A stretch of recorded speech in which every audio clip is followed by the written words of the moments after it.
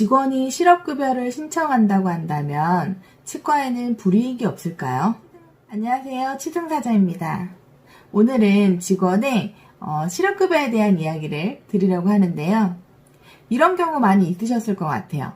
직원이 퇴사를 하게 됐는데 이 직원이 본인은 실업급여를 받아야 한다면서 권고사직을 요청하는 경우들이 있습니다.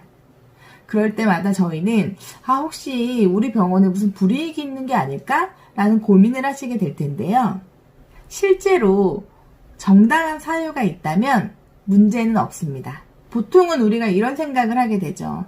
직원을 권고사직 처리하면 무슨 경영 악화가 된 것처럼 그렇게 보이는 거 아닐까? 그럼 우리는 매출 찍는 거랑 이런 연관이 있는 게 아닐까? 이런 생각을 하실 수 있어서 자꾸 무슨 불이익을 당할 것 같다라는 느낌을 받으실 수 있어요. 그런데 사실은 사유가 몇 가지 있습니다. 우리가 알고 있는 권고사직이 있을 수 있고요. 계약기간이 만료가 돼서 계약 만료에 대한 퇴사가 있을 수 있죠. 그리고 출퇴근 거리라든지 이런 사유 때문에 퇴사를 한 경우들도 마찬가지고요. 우리가 알고 있는 경영 악화로 인해서 퇴사를 시켜야 되는 경우들, 이런 경우들이 아마 사유로 꼽힐 수 있을 것 같습니다. 만약에 이런 사유로 퇴사를 하게 된다면 실업급여를 신청하는 거에 대해서는 전혀 문제가 없으세요. 그런데 만약에 지금 이야기한 이 사유가 아닌 사유를 임의로 조작하는 경우들이 있을 수 있거든요.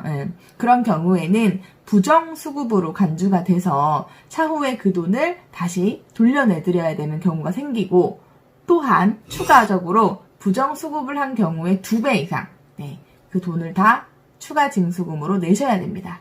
그게 바로 불이익이 생기실 수 있다는 얘기겠죠.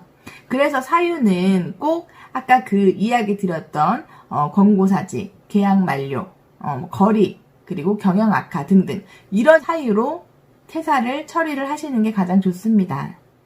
그러면 여기서 권고사직에 대한 이야기를 조금 더 드리고 갈게요. 해고와 권고사직은 사실 엄연히 다른 이야기예요. 해고는 원장님들께서 일방적으로 직원들을 퇴사시키는 거죠. 그런데 권고사직은 직원과 원장님이 합의가 돼서 퇴사를 시키는 겁니다.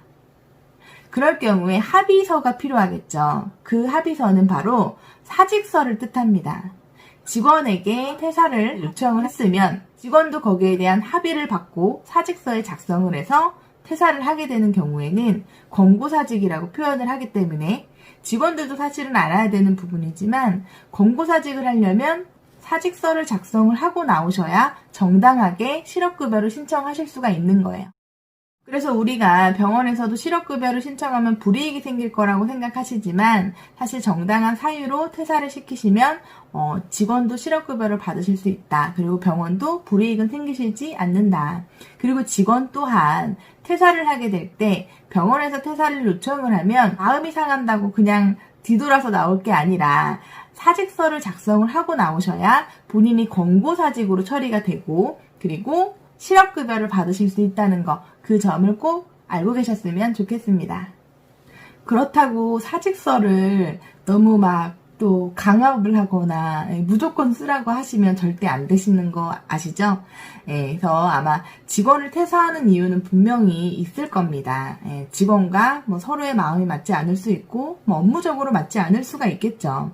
그럴 때 서로에 대한 의견도 나누고 퇴사에 대한 의견도 나누고 그렇게 합의를 보시고 직원과 이렇게 헤어지는 거, 아름다운 이별을 하시기를 바라고요. 직원분들도 원장님과 맞지 않는다고 해서 그냥 뒤돌아서 나올 것이 아니라 꼭 사직서를 작성을 하셔서 불이익이 생기지 않도록 하시기를 정말 바랍니다. 오늘도 이렇게 영상 잘 들어주셔서 감사하고요. 다음 시간에도 좋은 내용으로 가지고 오도록 하겠습니다. 그러면 고생하셨어요.